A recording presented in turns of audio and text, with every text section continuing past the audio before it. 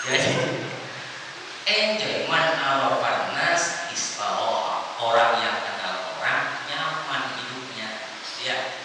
Jadi nggak ada sewa-sewa tapi masyaallah hadirin yang dirahmati Allah Subhanahu wa taala. Sebab memang Allah ciptakan begitu. Ada karakter orang yang keras, ada yang lembek, benar ada. Jadi nggak usah marah. Ada orang yang seringkali marah sama kita, ada orang yang baik sama kita, ya itu. Ya, dan Subhanahu wa taala. Kalau semuanya baik, nggak ada tantangan. Ya, nggak ada satupun yang ngomongin kita, nggak jadi wali kita. Wali itu banyak ngomongin orang dulu. Ya, Subhanahu wa taala. Masyaallah hadirin yang dirahmati Allah Subhanahu. Andai Nabi diturunkan, diutus oleh Allah, ya, ketika ngajak orang langsung masuk Islam, enak bener tuh Nabi kerjanya. Tapi lihat sampai ditimbuk di Taif, sampai dibegal atau diganggu oleh mamangnya sendiri, omnya sendiri. Siapa? Om Abu Lahab, Om Abu Jahal, itu mamanya Nabi. Ya. Mamang Abu Jahal itu mamang Abu Jahal. Ya, Subhanahu wa taala. Itu mamangnya padahal gabung di mahasiswa Allah Subhanahu. Apa marah Nabi memutuskan persaudaraan? Tidak. Kenapa? Nabi tahu banyak orang punya karakter begini. Jadi enjoy aja. Hadirin ya dirahmati Allah Subhanahu. Salat pun sama. Ya. Makanya fokus saja pada diri kita nih, jadi manusia yang baik. Orang kalau sholatnya nggak fokus pasti ngomongin macam-macam, ya nggak? Ya. Imam lama marah, imam lama kan? Imam cepet diomongin lagi. Imam mau kemana sih cepet-cepet aja? Nih hanya Subhanahu wa taala. Ya. Jamaah rapet di masjid, di musola, gak nyaman, panas, jamaah banyak banget. Jamaah kosong diomongin lagi. Jamaah pada kemana sih? Hadirin, ini orang apa-apa? Kok hidupnya gak tenang jadi orang? Ya Allah ya. Masyaallah hadirin rahmati Allah Subhanahu wa taala. Jadi kudu tenang. Sebab surga itu tenang. Hadirin, surga itu tenang. Gak ada orang di surga berisik, gak. Teriak-teriak, woi, gak ada di surga begitu. Gak percaya dia bentar. Ya Subhanallah. Maka dari sekarang belajar kayak di surga. Di surga itu nggak ada nggak di surga orang kesel? Coba saya tanya. Ada nggak? Apaan ini makanan begini surga? Nggak ada yang protes gitu. Ini ada Subhanallah. Makanya dari sekarang belajar untuk senang dengan keadaan supaya nanti dia sama surga dalam surga. Tapi kalau biasa sewot, nggak pantas tuh orang masuk surga. Dari surga marah-marah dulu, ya kan? Masyaallah hadirin yang dirahmati Allah Subhanahu wa taala. Ini fadilah keuntungan dari sholat. Masyaallah hadirin yang dirahmati Allah Subhanahu wa taala. Kemudian apa? Orang yang dalam sholat dia, mereka dalam saf yang sama. Ya, mau kecil kek, mau gede kek, yang datang duluan dia saf depan, yang datang belakangan ada di belakang, itu terus. Nggak ada misalnya mas, maaf yang kurus di belakang mas, atau mas maaf yang buluk tolong di belakang. Enggak, sama saja, sama. Yang ada Subhanallah. Mau pejabat mau penjahat masuk masjid, copot sendalnya, copot sepatunya. Yang penting celananya jangan. Itu paling penting. Yang ada Subhanallah, sama saja. Mentang-mentang pejabat misalnya, ya, ketika makmum yang kebetulan, ketika imam yang kebetulan imamnya ini cuma jadi OB, ya, ini yang jadi makmum pejabat. Ketika si imam Allahu Akbar nggak mau ngikutin si makmum, najis pun ngikutin dia. Sih. Ada kayak gitu? Enggak ada. Subhanahu wa taala. Masyaallah hadirin yang dirahmati Allah. Salat itu mengajarkan bahwa kita di mata Allah itu sama, di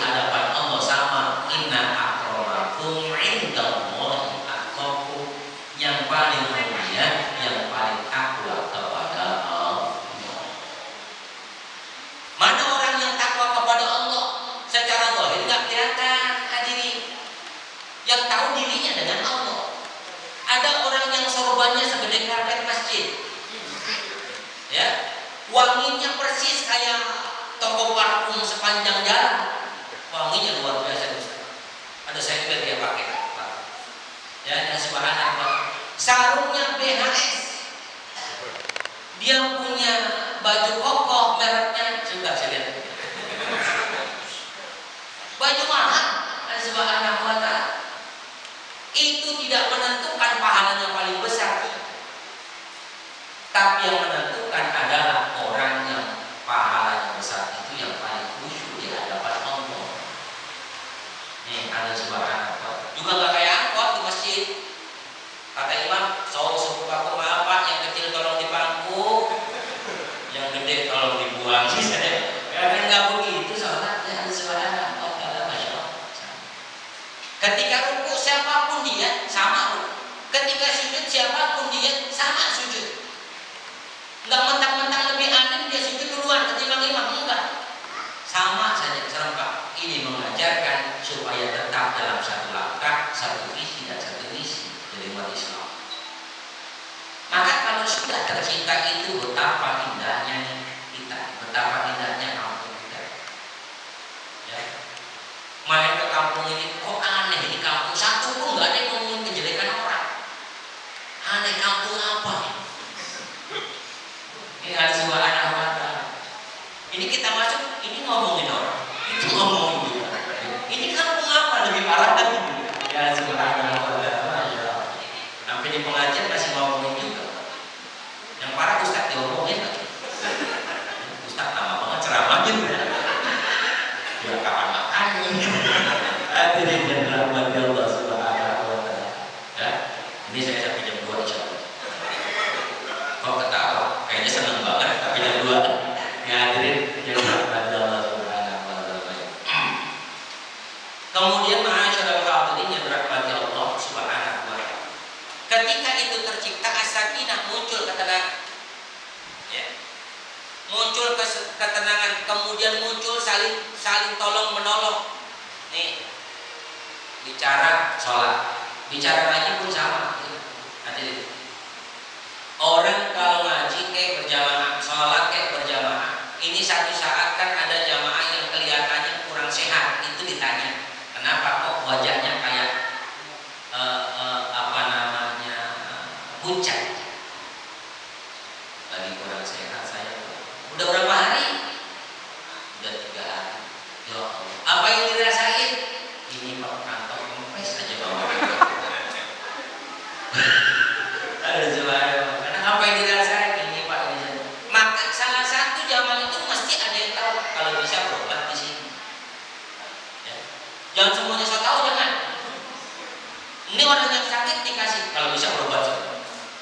Jamaah yang satu bilang, kalau bisa jangan di sono aja. Sono lebih baik. Terus begitu. Akhirnya mampus dia kebingungan. Ada sebut. Mana asyarul hadirin rahmatullah subhanahu wa ta'ala. Ini penting. Ya, ambil pelajaran dari sholat. Makanya saya sampaikan. Allah nyatakan kan ini. Inna sholata tanha 'anil fahsya'i wal munkar. Sesungguhnya sholat itu mencegah perbuatan keji dan munkar. Artinya akar bekasnya sholat itu bukan sekedar maaf jidatnya dimarong, bukan sekedar itu, tetapi yang lebih penting Allah subhanahu wa ta'ala, Nabi memberikan contoh. Kenapa Nabi sholat tahajud sampai bengkak-bengkak itu? Maksudnya bukan kita sholat kudu bengkak, bukan. Artinya lebih khusyuk atau lebih semangat ibadahnya, maksudnya begitu. Nah, urusan sholat pun sama, Allah subhanahu wa ta'ala. Paling tidak ketika kita sholat belum khusyuk, tapi ada mau kita belajar untuk khusyuk, ada kemauan untuk belajar khusyuk. Mana mau belajar khusyuk itu? Ya kita belajar kayak begini kan khusyuk sebetulnya. Kan selama ini kita dibuat bingung. Ya. Ada orang yang kederan ketika si imam salat subuh misalnya, ya. Imam Allahumma hdina fi man hadait, gitu ya. Ini orang yang kebetulan memang anak baru di situ. Orang-orang sudah Allahumma hdina ta'afuna fiman hadait, ngangkat tangan, justru malah dia kadang-kadang udah sujud tuh. Pernah nggak rasain? Ya, karena emang anak baru itu ngikutin seminar itu. Ya, subhanallah, buat kayak itu latihan dulu sih sholat subuh.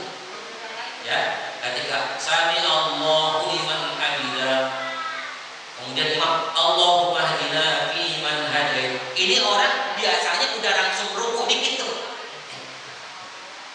Tapi dia lihat teman sebelahnya yang nggak kunut nih misalnya, makin bingung dia tuh. Ini kok kunut apa enggak? Apa sujud aja langsung jadi diri. Ini kenapa Allah Subhanahu wa taala berarti sholatnya nggak khusyuk? Apa sebab? Ilmunya nggak punya.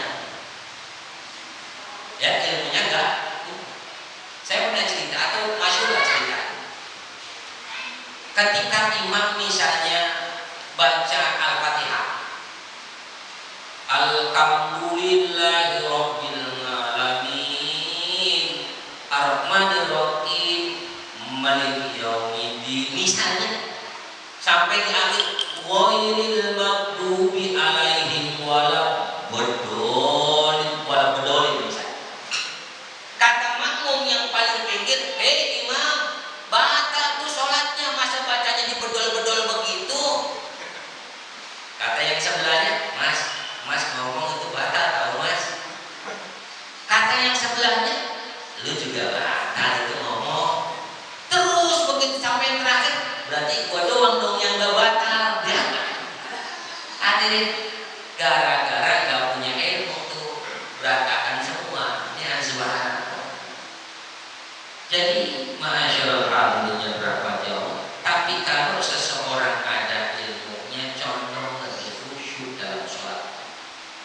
Misalnya dia tahu artinya daripada Al-Fatihahnya, kemudian dia Allah Subhanahu wa taala makhrajnya bagus bacaannya, kemudian posisi rukuknya, posisi sujudnya, ini semuanya sesuai dengan syariah, maka insya Allah sholatnya menjadi lebih khusyuk. Ya, hadirin yang dirahmati Allah Subhanahu wa taala. Orang kan kalau tolol itu susah, sampai kentut aja masih bingung. Ini kentut batal apa enggak ya? Tapi kan cuma sedikit. Ya, dia bilang gitu. Tapi kan cuma sedikit dan nggak bau lagi. Loh ya, nanti nggak batal kayaknya nih gitu. Ya, Allah Subhanahu wa taala itu minat tololin. Ya, membuat orang-orang yang tolol. Makanya penting kita ngaji supaya kita paham. Ini makanya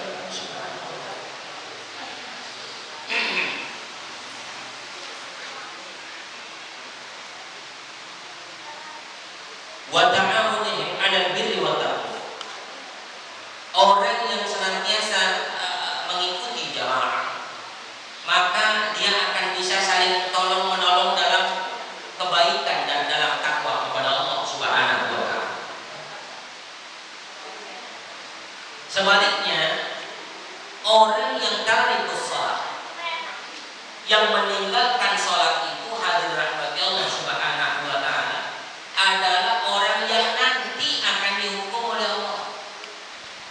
Apalagi dia tinggalkan muta'ammidan, sengaja. Apalagi membarangkan dia. Mas sholat mas, gak ada pentingnya sholat. Atau dia bilang, mas sholat mas, udah pernah saya sholat. Udah pernah sholatnya subhanahu wa ta'ala. Ini orang begini kan subhanahu wa ta'ala sulit untuk mendapatkan kebaikan.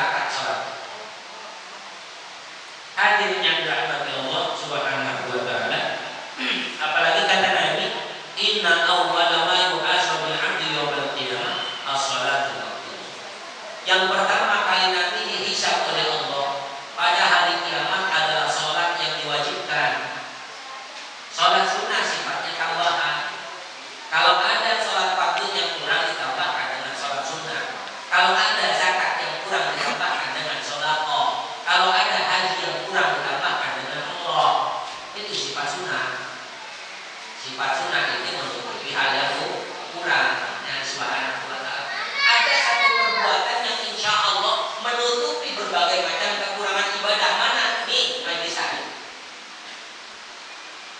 Majelis taklim ini menutupi semua kekurangan ibadah. Bapak pernah haji tapi tidak sempurna hajinya, ngaji tertutup. Pernah sholat tapi tidak sempurna sholatnya, tapi masih ngaji, tertutup kekurangannya. Zakatnya, puasa Ramadannya ini kurang, tapi karena dia masih ngaji, tertutup kekurangan-kekurangan ibadah itu. Hadirin yang dirahmati Allah Subhanahu wa taala, maka yang paling afdal, yang paling utama adalah sholat yang diwajibkan oleh Allah. Ya, dan pendukung untuk bisa, kan sholat fardu itu bukan sekedar diperintah untuk mengerjakan, tapi diperintah untuk mendirikan. Ini sholat, dirikanlah sholat.